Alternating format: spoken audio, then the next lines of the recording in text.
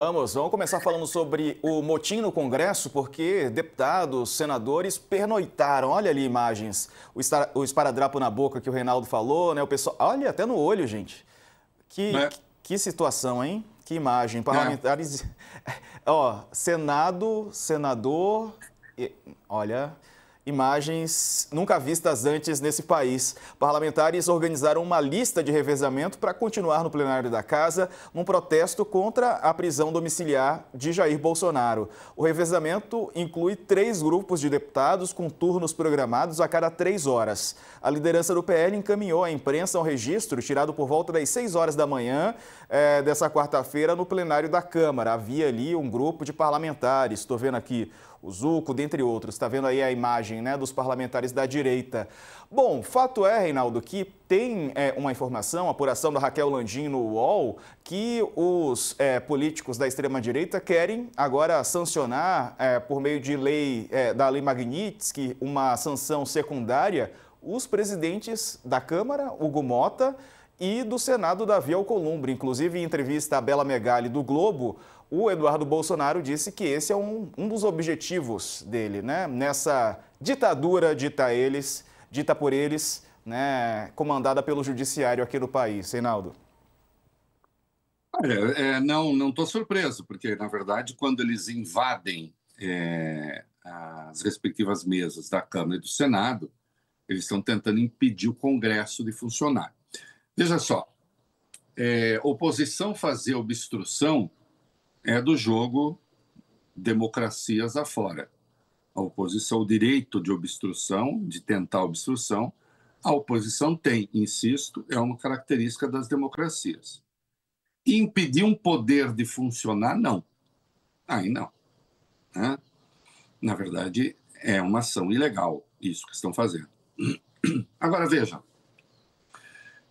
como tudo se encaixa, né? É a cabeça de um autoritário, é a cabeça de autoritários, é a cabeça de defensores da tirania, é a cabeça de defensores de um candidato a tirano que tentou um golpe de Estado e foi mal sucedido. Vamos lá, qual é a trajetória? Tentaram dar golpe de Estado, não conseguiram. Tentaram, no 8 de janeiro, uma intervenção militar e o objetivo era fazer com que a desordem se espalhasse nas polícias militares Brasil afora. Ela se ateve à Polícia Militar do Distrito Federal, né, com seus golpistas ali. Não aconteceu. Né? Invadiram as respectivas sedes dos 3 poderes. O que é que eles estão fazendo hoje? Invadem a sede, invadem o Congresso, né? Tanto as mesas da Câmara como do Senado, para que não funcionem. Na prática, destituem de suas funções o Hugo Mota, que preside a Câmara, e o Davi Alcolumbre, que preside o Senado, dizendo, não, aqui vocês não presidem mais. Altineu Cortes, vice-presidente da Câmara, do PL do Rio de Janeiro, chega a dizer, se o Hugo Mota viajar, eu pauto a anistia, ou seja, eu estou aqui, na verdade, à espera de uma oportunidade para lhe passar uma rasteira. Né? Fazem isso porque não querem que o judiciário funcione. Então, depredaram o Congresso, invadem o Congresso. Depredaram o Supremo, não querem que o Supremo funcione, porque a punição ao ministro Alexandre de Moraes, essa pressão toda contra o ministro Alexandre de Moraes, é para que o Supremo também não funcione. Então, sequestram o Congresso, sequestram o Supremo e buscam, com tudo isso, impedir o Executivo de governar. E eles também invadiram a sede do Poder Executivo. Isso só nos diz uma coisa: continuam essencialmente golpistas. É apenas o golpe por outros meios. Não é? E há uma coisa curiosa, sempre, quando defensores da ditadura, pessoas que toleraram as manifestações golpistas, toleraram e apoiaram as manifestações golpistas de Jair Bolsonaro, fartamente comprovadas nos autos, né? Quando gente assim fala em democracia, então eu escrevo hoje no meu artigo UOL, puxei isso para o título, quem chama democracia de ditadura está querendo uma ditadura para chamar de democracia. Mas isso não é uma frase de efeito só. Isso não é mera retórica.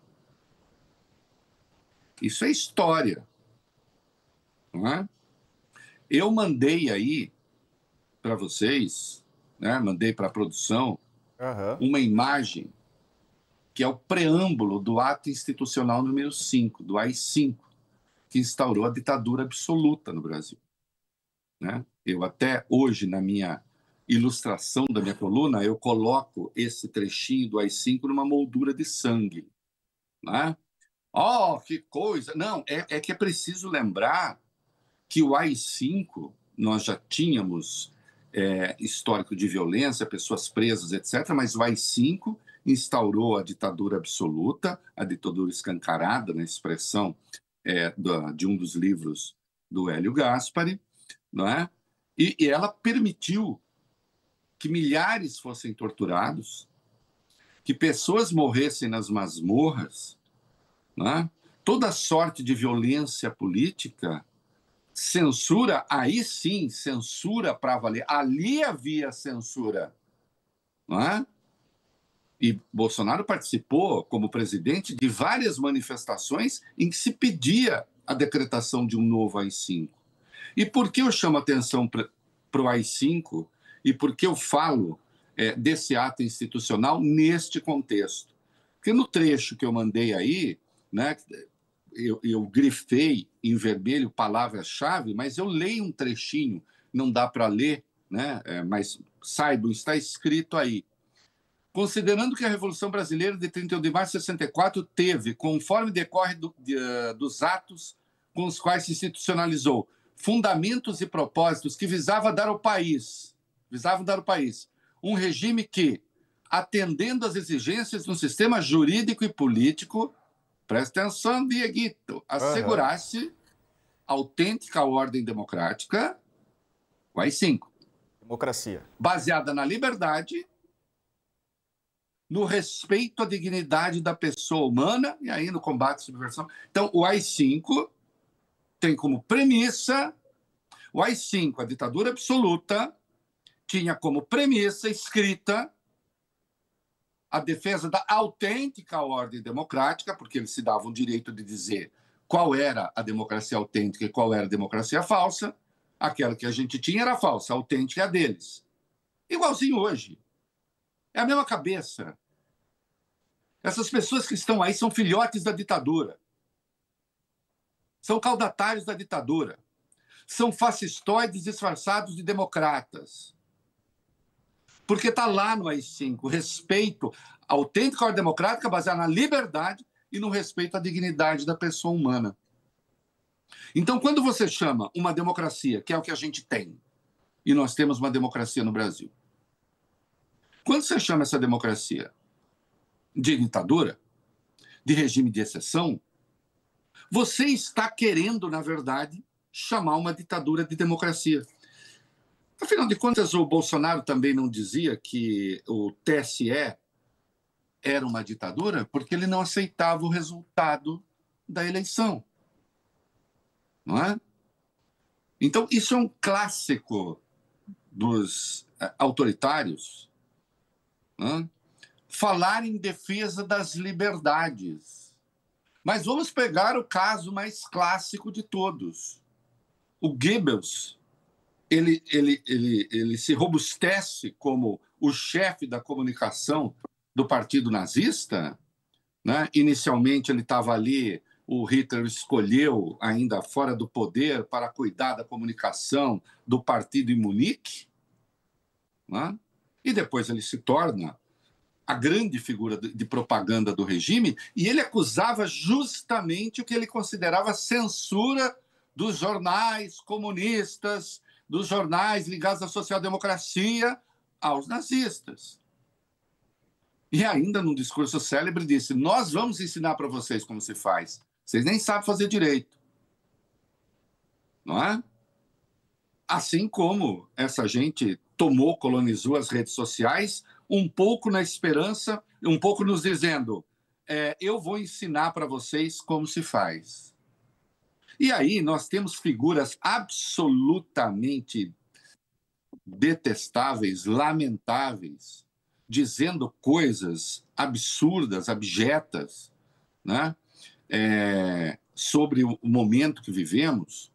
Houve quem dissesse, né, Reinaldo, que a gente está no... Como? Houve quem dissesse que a gente está vivendo num momento de exceção, né?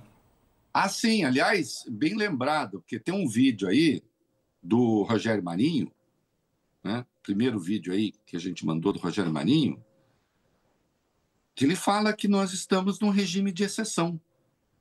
O nepo velho da ditadura, que tem nepo baby da ditadura, ele é o nepo velho da ditadura. O nepo coroa da ditadura.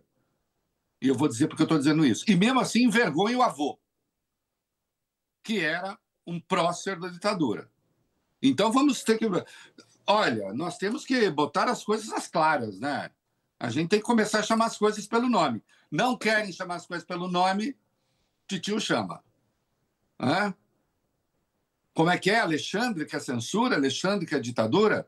Primeiro que não há nada de errado com a decisão do Alexandre. Nada, até agora eu não vi nada. Eu vi considerações adjetivas. Onde já se viu? E outra, o Jair Bolsonaro, ele não foi alvo de medidas cautelares por causa de coisas que ele falou. Ele foi alvo de medidas cautelares, é bom que fique claro, porque ele está financiando um cara que pratica coação no curso do processo de maneira confessa nos Estados Unidos. Esse é o fundamento das medidas cautelares contra ele, que, na verdade, deveriam até ser preventivas. E depois, como havia restrições de atuação nas redes sociais, transgrediu medida cautelar e aí, então, foi para a prisão domiciliar. Não tem nada a ver com liberdade de expressão. Aqui eu acho que as pessoas têm o direito de ficar nas redes atacando o juiz e organizando coisas contra os juízes. Bom, há quem ache isso, eu sou contra isso, obviamente, porque eu acho que os 20 mil juízes que há no Brasil não podem ser alvos de réus, etc., em manifestações públicas, senão daqui a pouco a gente entrega para o PCC, né, o direito de julgar os juízes. Eu não entrego nem para o PCC, nem para golpistas. Mas, voltando, só para deixar claro qual é a natureza das medidas cautelares que há contra Bolsonaro, que não tem nada a ver com liberdade de expressão.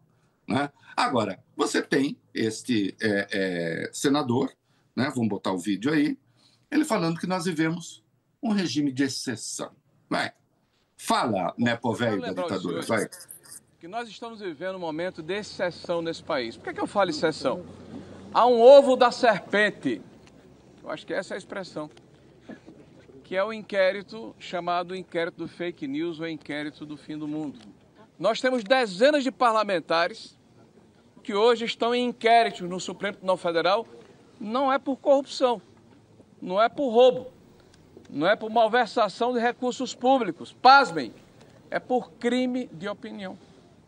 Porque no Brasil hoje é crime, é delito grave se questionar os poderes da República. Não, o senhor está mentindo. O senhor pode não ser um mentiroso, mas está mentindo. Né? Que eu ser mentiroso é uma falha moral. Aí o senhor vê, o senhor tem. Né? Agora, a mentira é mentira objetiva. Aí é uma mentira objetiva. Não há ninguém sendo processado no Brasil por delito de opinião. Delito de opinião, as pessoas pagavam por delito de opinião durante a ditadura que seu avô defendeu. Djalma Marinho, hoje considerado um monstro sagrado, mas... E, de fato, até teve seu momento, e o senhor esse momento nem teve, que ele era presidente da CCJ quando a ditadura decidiu processar o Márcio Moreira Alves por um discurso proferido sugerindo que as moças não dançassem com os jovens cadetes, né? Queriam a cassação, ele era presidente da CCJ, não aceitou o ultimato que lhe foi dado, né? Renunciou à CCJ, mesmo sendo um golpista, que ele foi um golpista de 64, o senhor se comporta agora como um golpista de 2025, né? E disse uma frase retórica, Diego: ao rei tudo, menos a honra, do Caldeirão de la Barca, né? Rogério Marinho começa por ceder a honra, nesse caso. Ô, Reinaldo, parece com aquela opinião, né, de quem diz que podemos ter partido nazista no Brasil. Por que não podemos, né? Por que eu não posso ter uma opinião racista? As pessoas que falam isso, né? Parece que o crime de opinião, será que é isso? É o crime, né? Eu Crime acho é que crime. sim, né? Ah, não, mas aí se você for para isso, você fala, não, isso não. Não fica claro que é crime. O problema é o seguinte, essa gente confunde crime propriamente, apologia do crime nas redes sociais, com liberdade de opinião. Mas essa confusão não está só ali, não. Tem certos setores que se dizem liberais, né? Mas, usando uma expressão do Monteiro Lobato, né? De liberalismo ali não tem nem o trinco da porta de casa, né? Que fazem, há pessoas que fazem essa confusão. Então, na rede pode tudo. Não, não pode. O que é crime fora da rede é crime na rede, né? Não há ninguém no Brasil processado por delito de opinião. Né? Mas eles temem esse inquérito das fake news, temem o inquérito das fake news porque ali muita gente, sim, fez o que fez. Né? Incentivou, estimulou golpe de Estado, ataque criminoso ao Supremo, se juntou em milícias digitais. Agora, esse sujeito, né?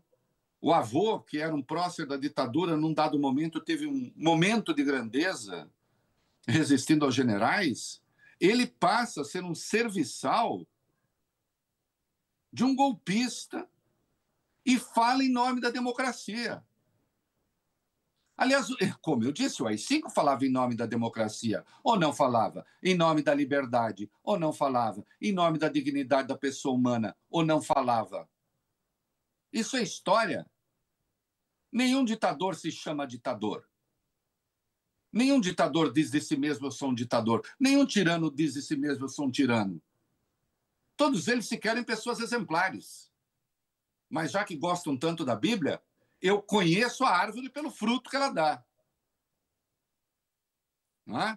E aí ele veio com uma outra conversa, tem um segundo vídeo importante aí, que os meninos da produção da Coisa separaram ontem para mim, tem um segundo vídeo importante, não é? Em que ele fala por que o Alexandre não poderia tomar essas decisões e por que o Alexandre ocuparia, digamos, uma posição inferior a deles, que são parlamentares. Né? Vai, fala, o nepo velho da ditadura. Vai. Nós estamos aqui em frente à Casa do Povo, porque quem está aqui foi votado pela população brasileira, ao contrário do juiz Alexandre de Moraes, que não recebeu um único voto para conduzir os destinos do país. Estamos aqui da frente da Casa do Povo para dizer que chega, que basta, que não é mais possível conviver com a conivência ou com essa subordinação que o Poder Legislativo tem hoje perante um outro poder.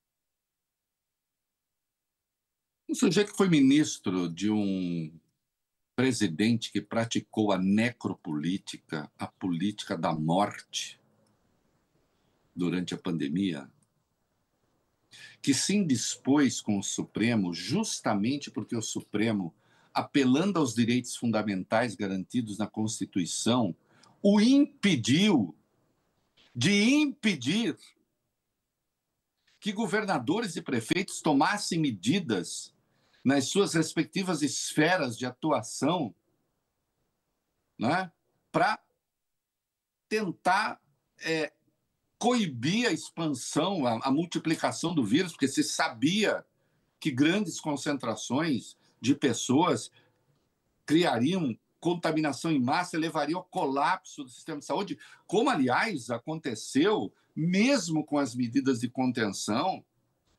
Morreram quase 700 mil pessoas. Uma política homicida que Jair Bolsonaro tentou aplicar, que foi contida pelo Supremo, assim como foi o Supremo que determinou o processo de vacinação no Brasil, o que pouca gente lembra. Então, o Supremo garantiu, porque está na Constituição, que prefeitos e governadores, na sua esfera de atuação, pudessem fazer o seu trabalho. determinou um calendário de vacinação, porque o homicida, o político homicida, aquele que fazia uma política homicida, né, esse não queria nada em nome da economia. Esses mesmos que hoje aplaudem as sanções do Trump, pouco se importando com a economia. Se você olhar uma similaridade clara entre Jair Bolsonaro, que não dava a menor bola para a destruição do país, para a morte das pessoas, porque ele achava que aquilo prejudicava o seu projeto político. E agora, em relação às tarifas, a mesma coisa, porque ele está pensando no seu projeto político, o país que se dane, um cara que serviu a esse presidente. Vem agora dizer que o Alexandre, como não tem voto, então ele não pode tomar certas decisões. Venham cá.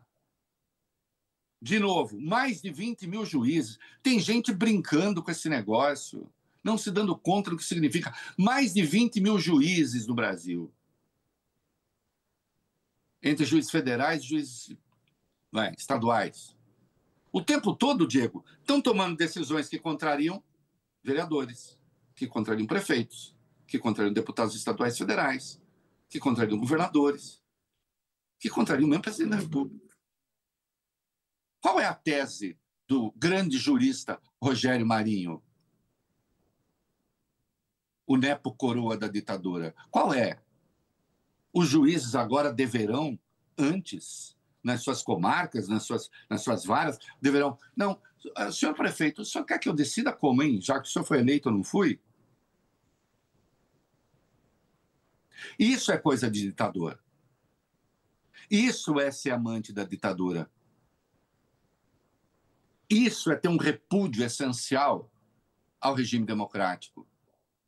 É uma fala vergonhosa, é uma fala asquerosa de quem chegou até a gozar de certo respeito na esfera conservadora, de quem até iniciou a carreira política no PSB, querendo se distanciar um pouco da sua genética política reacionária e golpista. Né? Eu estou falando da sua biografia. Né? Dentro da tradição familista da política brasileira. Né? Vem falar agora assim.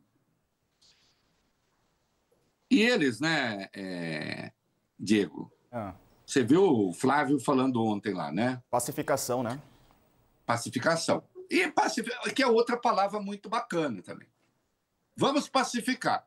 Quando você fala em pacificar, você sempre pensa, bom, Diego, tem dois lados, você pensa uma coisa, eu penso outra, estamos quebrando pau. Vamos fazer uma pacificação. Um pouco, né? Oi? Tá, qual é a pauta? Como é que a gente pacifica? O Flávio tem a fórmula. Fórmula sensacional de pacificação. Ele ontem expressou lá a pauta dele, cheia de razão. Lembrando que este é aquele que, numa entrevista à Folha, disse que se um presidente eleito do grupo deles der o indulto, o Supremo não aceitar, precisa impor à força a decisão. É aquele que usa metáforas como a bomba atômica dos Estados Unidos contra o Brasil, e ele, no caso, apoiando a bomba atômica. Né? É metáfora de destruição do país. Aliás, o irmão dele também falou que se o Brasil virar terra arrasada, ele se sente vingado ao menos. Esses são os nossos patriotas. Esses são os que estão impedindo o funcionamento do Congresso porque pensam no Brasil? Não, porque eles estão tentando livrar a cara do Bolsonaro. Mas vamos ouvir o glorioso Flávio Bolsonaro com a sua fórmula de pacificação. Vai, Flávio, pacifica, meu filho, vai. De paz que nós queremos propor para que o Brasil volte a olhar para frente e quebre os seus retrovisores é o impeachment do ministro Alexandre de Moraes, que não tem mais nenhuma capacidade de representar a mais alta corte desse país e puxando os demais ministros, o Procurador-Geral da República e várias outras pessoas para um problema que não é delas, um problema que ele próprio criou e que ele deveria ter resolvido já há muito tempo, bastava agir dentro da lei. A segunda medida é a anistia. como eu falei, que não tem mais condições de nós não apreciarmos aqui, no plenário do Congresso, da Câmara e do Senado, uma amnistia ampla, geral e restrita que hoje não acontece porque há ameaças ao Congresso Nacional de que se nós votarmos essa matéria, ela vai ser declarada inconstitucional. E não é. E o terceiro ponto desse pacote de paz que nós estamos propondo é que nós possamos aprovar imediatamente a PEC que acaba com o foro privilegiado de parlamentares. Porque toda a jurisprudência do Supremo foi alterada para manter Bolsonaro lá. Começo pela última fala, o senhor está mentindo também. Você está mentindo. A mudança da jurisprudência não teve nada a ver com Bolsonaro, foi anterior. Então isso é mentira. Quem acredita nisso que o senhor fala é idiota ou desinformado. Pronto. Isso é mentira. O senhor está mentindo. Vamos ao resto. Ô, Diego, vamos fazer um acordo nós dois? Já que a gente não está concordando, você faz o seguinte, eu entro com a corda e você com o pescoço. É isso. É justo. Cada um com uma parte. Empichar o Alexandre de Moraes, anistiar todo mundo, né? E livrar os parlamentares do Supremo. Supremo. Sem essa de foro no Supremo. E é engraçado porque antes eles queriam foro, né, privilegiado, porque teriam certa vantagem. Agora não querem mais. Agora não querem mais. Queriam porque quando achavam que ali não seriam punidos... Não, e veja, deixa eu dizer uma coisa, hein? Sempre importante a gente polemizar. Eu sou favorável, sempre fui favorável ao foro especial. Sabe por quê? Porque eu nem chamo de privilegiado. Justamente por aquilo que o Rogério Marinho falou. Você viu a história de juiz não ser eleito? Se o juiz não é eleito, ele tem de ceder aos eleitos. Qual é a chance maior que alguns criminosos teriam? Junto ao Supremo ou junto a algum juiz local que eles possam pressionar, que eles possam ameaçar? Agora todo mundo quer primeira instância. Porque não estou dizendo que os juízes de primeira instância... O número de juízes que nós temos no Brasil, nós temos até poucos casos, felizmente. O problema é que são muitas causas. Poucos casos de juízes corruptos. Mas eu não estou nem pensando no juiz corrupto. Eu estou pensando naquele que pode ser ameaçado. Aquele que muitas vezes, na sua localidade, é primo de não sei quem, parente de não sei quem, sofre influência de não sei quem. Com gente muito poderosa, é importante ter um tribunal muito poderoso também. E é por isso que eles querem tirar do Supremo. Essa é a pauta do que o Flávio chama pacificação. Deem a cabeça do Alexandre de Moraes, perdoem todos os criminosos, não é? E nos tirem da esfera do Supremo. Não é? Porque assim as nossas chances de impunidade aumentam. Eis aí, é isso o que esses democratas querem. Não é? Que são, na verdade, próceres da ditadura. E a coisa não vem de agora. A coisa vem de antes. Não adianta. Sem memória também não se faz, com a devida vênia, bom jornalismo. Nós estamos, em razão das redes sociais, nós estamos vivendo um troço pavoroso que se chama presente eterno. É como se o passado não existisse, a história não existisse, as causas não existissem, os fatos antecedentes não existissem. Tudo se toma como se fosse um fenômeno imediato. Tá? Isso seria a morte da civilização. Tá? Por que eu estou falando isso?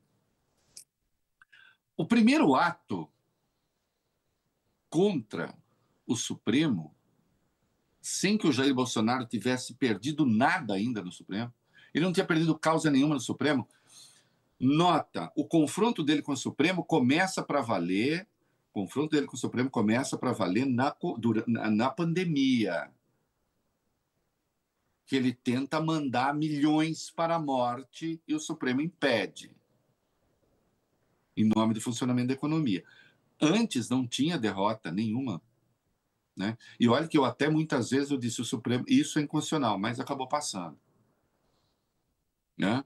O primeiro ato público contra o Supremo, aliás, ali era contra o Supremo e o Congresso, foi 26 de maio de 2019. Isso está documentado. E depois houve outros, não é? O inquérito das fake news, esse que o Rogério Marinho reclamou, foi aberto antes do terceiro mês de governo, e aberto de ofício e corretamente e legalmente, justamente porque as milícias digitais já haviam colocado o Supremo na mira. Porque Jair Bolsonaro olhou para o Supremo e disse: qual é o poder incontrastável? O Congresso eu compro. E comprou com orçamento secreto. Fez o acordo lá depois e comprou. Quem eu não compro? Do modo como eu quero? O Supremo. Então o Supremo é nosso inimigo. Depois que ele chegou à presidência, não. Vamos colocar o vídeo aí do Eduardo Bolsonaro, lembrar o vídeo do Eduardo Bolsonaro. Em 2018, dando uma palestra numa escola de formação de candidatos à Polícia Federal. Vamos ver o que é que se pensava do Supremo já em 2018, antes da eleição. Antes da eleição. E colado a esse vídeo, também que foi feito lá na da coisa, a gente tem a resposta que o Alexandre deu, já tratando da ação penal contra os golpistas. Coloque aí, por favor. O pessoal até brinca lá, cara. Se quiser fechar o STF, sabe o que você faz? Você não manda nem um jipe, cara. Manda um soldado e um cabo. Não é querer desmerecer o soldado e o cabo, não. O que é o STF, cara? Tipo, tira o poder da caneta de um ministro do STF. O que ele é na rua? Você acha que a população... Se você prender um ministro do STF, você acha que vai ter uma manifestação popular a favor dos ministros do STF? Milhões na rua? Não vai, mas... Falta o Gilmar? Mas todos se recordam que bastava um cabo e um soldado para fechar o Supremo Tribunal Federal. O cabo, o soldado, o coronel estão todos presos, né? E o Supremo Tribunal Federal aberto e funcionando. Entenderam o ódio ao Alexandre? E, finalmente, para a gente fechar essa nossa primeira parte da conversa aqui, meu querido Diego,